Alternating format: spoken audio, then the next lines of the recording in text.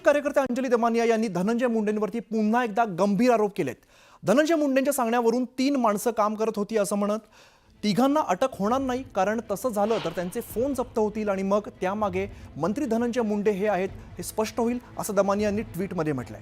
अंजली दमानिया यांनी आपल्या ट्विटमध्ये शिवलिंग मोराळे, बालाजी तांदळे आणि सारंग आंधळे अशी नावं घेतली आहेत। एका माणसाने सांगितल्याप्रमाणे धनंजय मुंडेंच्या सांगण्यावरून हे तिघे काम करत असल्याचं दमानिया यांनी म्हटलेलं आहे। याबाबत पोलिसांनी तपास करावा असंही त्यांनी म्हटलंय।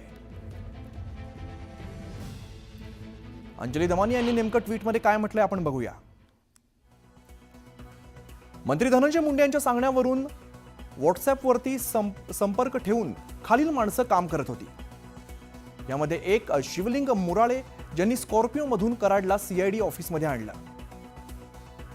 2 बालाजी तांदळे ज्यांनी पोलिसांना घेऊन आरोपींचा शोध घेतला आणि 3 सारंग आंधळे माहिती देणे म्हणून यांना अटक होणार नाही, कारण तसं झालं तर त्यांचे फोन जप्त होतील आणि मग त्यामागे मंत्री धनंजय मुंडे आहेत हे स्पष्ट होईल। अशा प्रकारचं ट्विट दमानिया यांनी केलेलं आहे।